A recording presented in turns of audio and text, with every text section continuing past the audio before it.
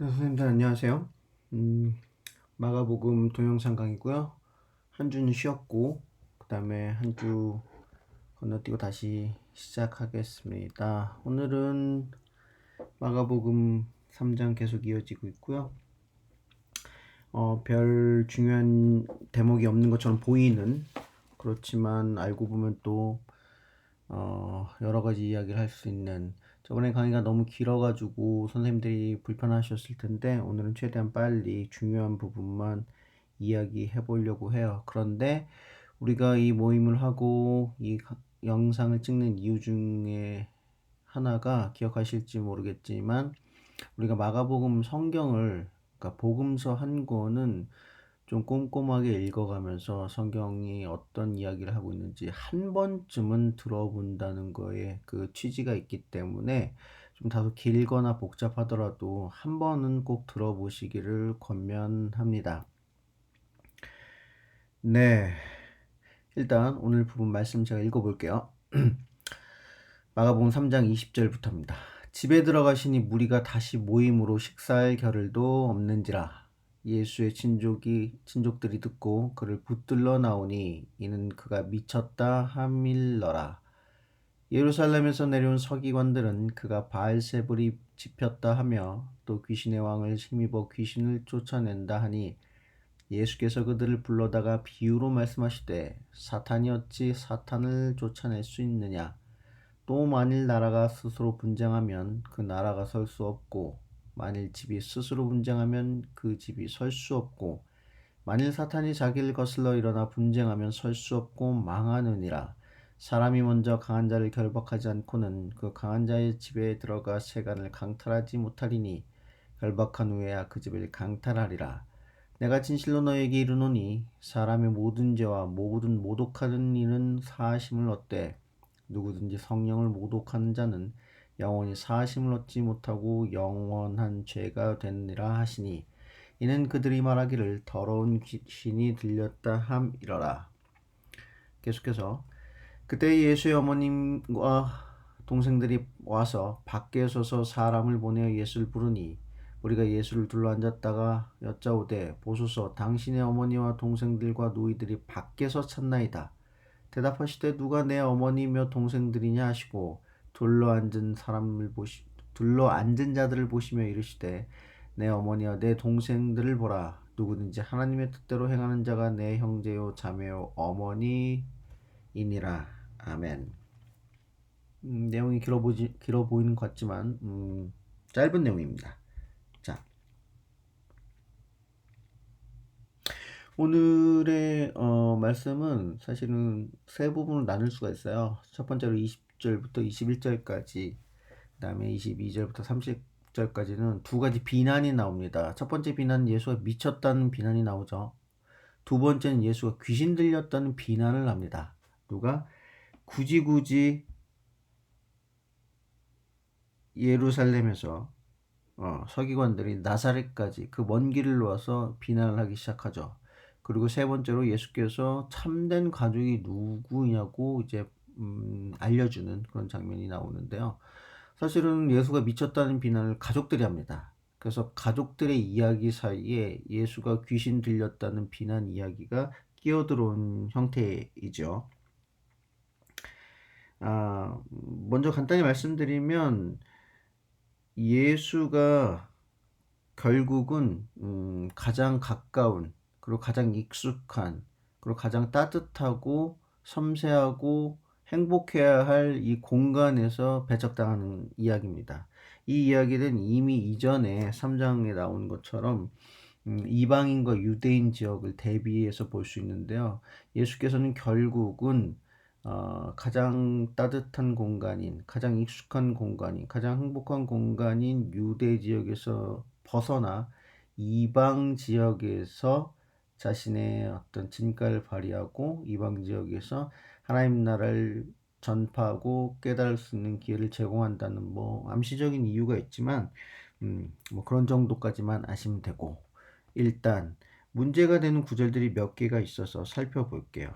일단 예수께서 친족들이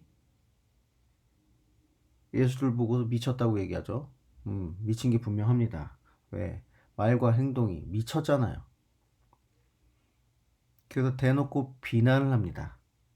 아, 근데 예루살렘에서 온 서기관들이 이상한 이야기를 하죠. 오늘 성경에 보면은 논리를 펼칩니다. 어떤 논리를 펼치냐? 네가 지금 병든 자들, 특히 이제 더러운 귀신 들린 자들에게서 그 귀신을 쫓아낼 수 있는 능력이 어디서 올까? 당연히 논리적으로 보면은 네가 사탄보다 그 안에 있는 사탄보다 더 큰 능력을 가졌기에 그 사탄을 물리칠 수 있는 거 아니냐. 그러니까 너는 사탄의 능력을 가지고 행하는 자다. 곧 하나님의 능력을 가진 자가 아니라고 비난합니다. 그러니까 이 얘기는 뭐냐면 결국은 너의 사역이 너가 하는 모든 행위가 불법적이고 그리고 또한 하나님의 능력이 기대는 아닌 그냥 마술적인 거다라고 폄훼하는 거죠. 다시 말해서 누구나 다 할 수 있는 일을 너가 하는 것이다라고 얘기합니다. 그래서 여기 뭐죠? 바알세불이 나오죠. 바알세불이 열왕기 엘리야에 보면은 블레셋 지역 에그론의 신이 바알세불이라고 해가지고 파리의 왕입니다. 파리 대왕. 예. 그게 나중에 이 시대에 오면은 약간 그 사탄 세계에서 이제 보스로 등극을 하나 봐요. 어쨌든 그런 힘을 가진 자다라고 이제 폄훼를 합니다. 그랬더니 예수께서 뭐라고 얘기하세요? 첫 번째로는 똑같은 논리를 펼치시죠. 아니 사탄이 사탄을 쫓아내는 게 말이 되느냐? 그 사람 안에서 내가 그 세력을 더 확장하려면 그 안에 있는 사탄을 쫓아내지 않고 걔를 포섭해서 같이 힘을 합쳐서 사탄의 왕국을 세워야 물리치기 더 쉽지. 어떻게 거기 있는 애를 내쫓고 내가 사탄이면 사탄끼리 싸워가지고 서로 망하겠느냐. 그게 말이 되느냐? 라고 반문하시죠. 그게 이제 22절부터 27절까지 뭐 만일 사탄이 자기를 거슬러 일어나 분쟁하면 설 수 없고 망하지 않겠느냐. 사람이 먼저 강한 자를 결박하지 않고는 그 강한 자의 집에 들어가 세간을 강탈하지 못하니 결박한 후에 그 집을 강탈하이다. 그러니까 내가 걔를 내쫓는다는 거는 분명히 사탄하고 대적하는 대척점이 있어야 걔를 제압해가지고 내쫓는 거 아니겠니? 라고 이야기하죠. 그러면서 두 번째로 무엇을 얘기하시냐면은 28절, 29절에 보면 이제 좀 처음에 듣면 어려운 이야기를 하십니다. 성경은 이렇게 돼 있죠. 내가 진실로 너에게 이르노니. 이 말은 굉장히 중요합니다. 왜냐하면 진실로 너희에게 이르노니 진짜야 내가 이렇게 할 거야 라는 의지가 담긴 표현입니다. 말을 한다는 것. 이 표현이 왜 중요하냐면 또 창세기 1장에 나타난 것처럼 하나님께서 이 세계를 말씀으로 창조하시죠. 말씀으로 창조하시는 음성 언어로 창조하신다기보다는 그 안에 자신의 의지나 생각과 능력을 모든 담겨 있는 것이 말씀이라고 이야기합니다. 다바르죠. 그게 신약 성경으로 오면 로고스, 그 안에는 우주적인 신비와 원리가 담겨 있다는 뜻이에요. 제 이야기가 아니고요. 그리스도 자체의 로고스가 철학적인 용어입니다. 그래서 뭐 태초에 말씀이 계셨느라 그 말씀 안에 뭐 블라블라블라 얘기하는 게 요한복음에 나타나죠. 어쨌든 내가 진실로 너에게 이르노니 라고 얘기하는 건 예수의 의지와 뜻과 생각이 담긴 창조적인 표현입니다. 봐라. 사람의 모든 죄와 모든 모독한 일은 용서함을 얻을 수 있다고 얘기합니다. 일단 이것부터 굉장히 마음에 안 들어요. 서기관들이 들었을 때. 왜? 내가 이렇게 하겠다는 거거든요. 모든 죄와 모든 모독한 일을 용서하겠다. 누구만이 할 수 있는 일이라고 했습니까? 하나님만이 할 수 있다는 겁니다. 이 상황에서 예수께서 죄를 사하는 것 그리고 모든 모독한 일은 내가 용서해 줄 거야. 이런 얘기를 왜 했을까 갑자기? 뜬금없이. 29절에 그 전제들이 나타나는데 누구든지 성령을 모독하는 자는 영원히 사하심을 얻지 못하고 영원한 죄가 되느니라 라고 말씀하십니다. 이 얘기는 뭐냐면 지금 서기관들이 말하는 게 성령을 모독하는 자라는 겁니다. 아, 너 하나님의 아들인데 너 사탄, 비아냥거리는 자체가 성령을 모독하는 게 아니라 우리가 이미 마가복음 1장에서 성령이 어떤 일을 하는지 분명히 보아왔죠. 무슨 일을 하느냐? 요한이 죄를 용서하는 맥락에서 물세례를 줍니다. 그러면 내 뒤에 오는 내가 신발끈도 매기도 감당하지 못하는 그 사람은 무엇을 하느냐? 성령의 세례를 준다는 거야. 성령의 세례를 준다는 게 성서신학적으로 무엇이라고 말씀드렸나 다 기억 안 나시겠지만 굉장히 중요합니다. 구약의 맥락에서 성령을 받는다는 것, 성령 세례를 받는다는 것은 하나님의 구원의 능력과 은혜가 어떤 식으로 우리에게 다가오는지를 볼 줄 아는 상태가 되는 사람이 성령 세례를 받은 사람이에요. 다시 말해서 성령은 바로 그런 하나님의 구원의 능력과 한량없는 은혜와 사랑과 이런 걸 볼 수 있게 만드는 거란 말이에요.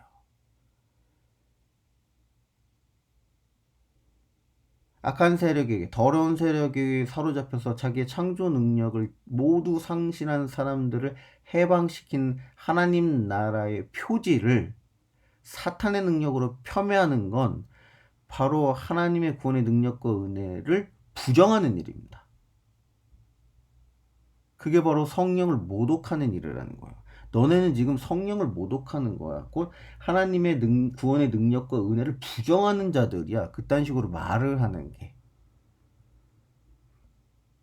그래, 물론 우리가 여전히 마가복음 3장에서는 누구나 다 영적인 세력은 말고는 예수께서 어떠한 능력자고 하나님의 나라가 무엇인지 다 알지 못한 상태. 오케이, 그럴 수는 있어요. 그런데 그것을 의식적이고 의도적으로 내가 그건 바락바락 아니야 라고 우기면서 부정하는 건 성령을 모독하는 일이 됩니다. 성령을 부정하는 일이 되죠.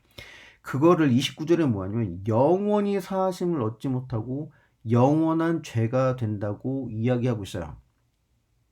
자, 이 말씀을 들은 사람들은 많은 사람들이 이렇게 생각합니다. 아, 성령을 모독하는 거니까 영원히 용서받지 못하고 영원히 죄를 받아. 그럼 어디로 갑니까? 지옥행 급행열차 티켓을 끄는 거지. 그럼 끝났네.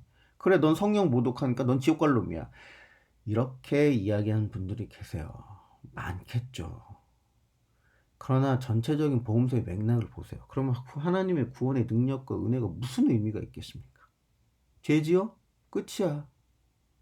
이런 유대인들과 다른 거 다 용서했어. 용서해 줄게. 7번씩 70번씩 7번씩 70번 용서해 줄게. 용서해 줄게. 그런데 성령 모독죄는 지옥행이야. 이렇게 얘기하셨을까요? 저는 아니라고 생각합니다.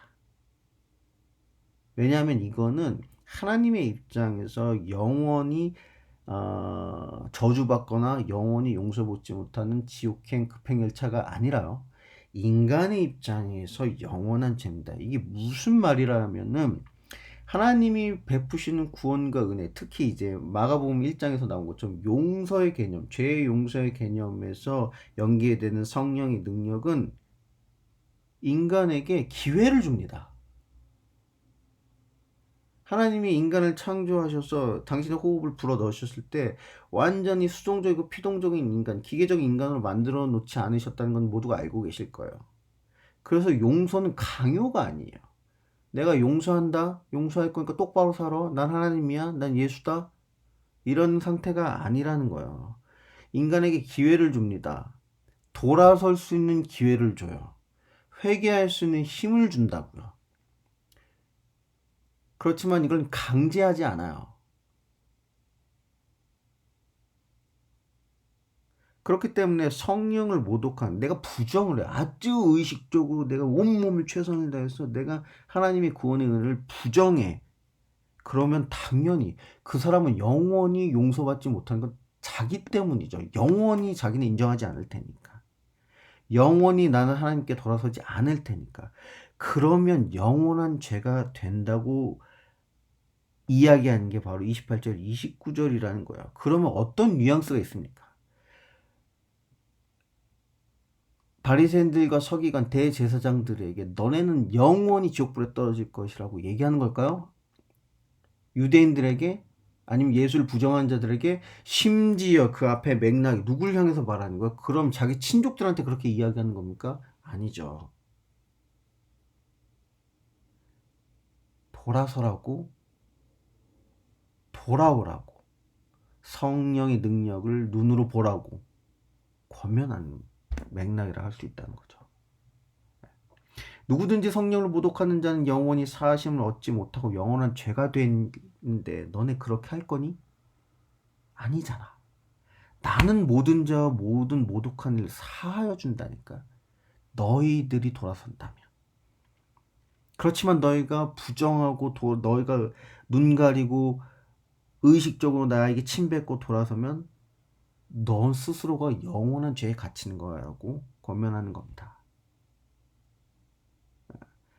여기에서 이 본문은 사탄, 바알세불 뭐 그런 거에 어떤 초점이 맞춰져 있다는 게 아니라 그런 식으로 이해하는 것이 성령이 모독하는 거, 하나님 나라를 부정하는 거. 그러니까 하나님 나라를 부정하고 구원의 능력과 은혜를 다 부정하면 안 된다. 돌아오라는 맥락이라고 저는 이해하고 있어요. 뭐 아니라고 반박하시는 분들이 계시면 뭐 충분히 만나볼 의향이 있습니다. 그러고 나서 그 다음에 다시 가족 이야기가 나타나죠. 31절부터. 재밌는 사실은 마가복음이 처음부터 공감각적 심상들, 우리 학교 다닐 때 배웠죠. 공감각적 심상들, 소리, 공간, 그리고 뭐 이런 등등등 심상들을 이용하는데 이 길이라는 모티브가 있기 때문에 공간적인 어떤 심상들을 많이 이용해요. 그 중에서도. 그 대표적인 예가 이런 건데 과연 예수의 제자들이 아닌 사람들, 혹은 예수를 따르는 자들, 따르지 않는 자들, 성령을 따르는 자들, 성령을 모독하는 자들을 공간으로 구분합니다. 사실은 마가복음에서 자주 그래요. 그래서 31절에 보면 뭐라고 돼 있냐면 예수의 어머니와 동생들이 와서 밖에 서서 사람을 보내어 예수를 부른다고 합니다. 그런데 무리라는 사람, 가족 말고 그냥 무리들, 그 사람들은 밖에 서 있는 것이 아니라 안에 앉아 있다는 표현을 해요. 예수와 함께 안에 있는 자들. 이런 공간적인 개념을 어디서도 사용하냐면 우리가 잘 아는 마리아 마르다 본문에서도 많이 사용이 됩니다. 마리아는 예수의 발끝에 앉아서 예수의 강론을 듣는 모습을 보고 마르다는 그 공간 밖에서 분주하게 움직이는 모습들을 보이면서 누가 과연 가까이에 있는가, 가까이 있는 것이 무엇이냐라고 이제 보여줍니다. 그래서 대답하실 때 누가 내 어머니냐 내 동생이냐, 니들이 생각해 내 가족이 누구라고 생각해? 둘러앉은 자들을 보시며 내 주변에 있는 자들을 보시며 내 어머니와 내 동생들을 보라. 누굴까? 누구든지 하나님의 뜻대로 행하는 자가 내 형제요 자매요 어머니 내 가족이라는 겁니다. 이 얘기는 아까 또 비슷한 맥락에서 보자면 가족이라는 게 내 기준으로 해서 가족으로 보는 것도 있지만 그 사람들의 기준, 나를 배척하는, 하나님 나를 부정하는 사람들이 과연 그 사람들이 내가 그들이 가족이겠냐? 아니죠. 나를 가족으로 생각하는 사람은 누구냐? 하나님의 뜻을 따르고 하나님의 나라를 인정하고 하나님의 나라가 어떻게 이 세상에서 구현되는지 영안이 열려있는 사람들이 시선으로 볼 때 내가 그들의 가족이라는 거죠. 예수는 나의 가족이다. 중요한 인사이트 같아요, 저는. 항상 우린 예수를 기준으로 보고 예수가 우리를 어떻게 생각하느냐 하지만 이때 지금 예수께서 말씀하신 바알세불 얘기나 가족들 얘기에서 보면은 그 상대편 마음의 결정을 하는 자들, 그 우리죠, 우리. 사실 이 맥락에서는 이방인들입니다. 이방인들. 유대인들은 가족이 아니야. 유대인들은 가족이 아니고 이방인들은 가족이야. 왜? 내가 보기에 그렇다가 아니라 그 사람들이 보기에. 유대인들 시각에서 예수는 사탄입니다. 이방인들 시선에서 보기에 예수는 구원자라는 거야. 그럼 너는 뭐니? 이 글을 읽고 있는 너는 예수를 어떻게 생각하니? 라고 반문하는 게 바로 이 본문이 아무렇지도 않은 본문이야. 그러니까 특별한 내용이 없는 것처럼 보이지만 굳이 여기 정경에 끼어 들어가 있는 게 아닌가. 그럼 너의 시선으로 바라보는 예수 하나님 나라가 무언지 내가 다시 한번 이야기해 볼까라고 이제 시작하는 게 바로 이제 뒤에 나오는 4장부터 씨 뿌리는 비유부터 시작해서 이제 비유들이 나오는 거죠. 네 입장에서 보니까 어떠니? 이렇게 얘기하면 너는 들리니? 보이니? 깨달아지니? 라고. 그래서 그 맥락에서 보기는 보아도 보이니? 들으면 들려서 들리니? 듣고 보면 깨달아지니? 너는 너의 입장에서 라고. 네가 결정해. 라고. 네. 오늘은 뭐 특별히 어려운 본문이 없으니까 이렇게 하고요. 굳이 또 교훈적인 이야기 우리가 묵상을 하고 나서 어떤 교훈도 어떻게 살아야 할까 한다면 보세요. 내가 과연 진짜 하나님 나라가 무엇인지 예수가 누군지 알고 있는가? 신앙이 무엇이냐? 예수가 누군지 아는 겁니다. 복음서를 읽고 성경을 읽고 무엇을 해야 되냐? 예수가 누구인지 아는 겁니다. 머리로 아는 것이 아니라 직관적으로 아는 거죠. 이때 직관이란 인간이 가지고 있는 모든 지성과 영성과 오감을 가지고 내가 그것을 수용할 수 있는가예요.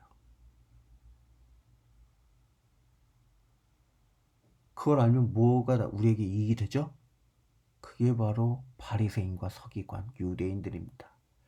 그래, 그런 지식을 아는 것이 예수가 누구인 것을 내가 머릿속에 쌓으면 내 삶이 변합니까? 아니죠. 내가 예수가 누구인지 받아들이는 거, 수용하는 거, 아는 것, 깨닫는 거는 우리가 지식적인 것이 아니라는 건 우리가 수도 없이 반복해 왔고 또 뒤에 가서 계속 우리가 반복해 볼게요. 네, 오늘은 길지 않고요. 여기까지 하겠고 제가 기도하겠습니다. 사랑하는 하나님 감사합니다. 우리 선생님들 바쁜 일상 속에서도 하나님의 말씀을 귀 기울여서 듣기를 원합니다. 주님, 내 삶이 너무 바쁘고 분주하여 때로는 내 안에서 들려오는 내 심령 저 깊은 곳에서 울려 퍼진 나의 소리에도 귀 닫을 때가 있습니다. 그러다 보니 외부에서 들리는 하나님의 말씀뿐만 아니라 나를 사랑하고 아끼는 모든 사람들이 나에게 들려주는 말 또한 내가 귀를 닫고 살 때가 있습니다. 하나님, 예수께서는 늘 우리의 심령 가운데 서서 우리의 마음의 문을 두드리신다고 합니다. 오늘 예수의 말씀처럼 내가 굳이 내가 이를 악물고 애를 써서 그 마음의 문을 닫고 있다면 예수님께서도 어찌할 수 없다는 것을 예수께서 말씀하십니다. 주님, 우리의 마음을 말랑거리게 하셔서 우리가 마음의 문을 열게 하시고 마음의 문을 열다 보면 우리의 귀가 열려서 우리가 사랑하는 사람의 말씀을 듣고 하나님의 말씀을 들으며 또 내 안에 들려오는 나의 진정한 마음의 소리도 귀 기울일 수 있게 하여 주시옵소서. 주님, 머리가 복잡하고 마음이 복잡합니다. 주님, 외로울 때는 찬송하게 하시고 힘들고 괴로울 땐 말씀을 보게 하시며 주님, 끓어오르는 분노와 아픔과 외로움이 가득 찰 때는 주님, 기도하게 하여 주시옵소서. 도파민으로 가득 채우지 않게 하시고 세상에 돌아가는 일에 모든 것에 관심 갖지 않게 하시고 하나님 창조한 세계 자연 속에서 내 이야기를 듣고 하나님의 말씀을 들으며 기도하고 찬송하며 말씀 가운데서 우리의 삶을 영위할 수 있도록 주님 인도하여 주시옵소서. 모든 말씀 살아계신 예수 그리스도의 이름으로 기도드렸습니다. 아멘. 네, 감사합니다. 다음 시간에 뵐게요.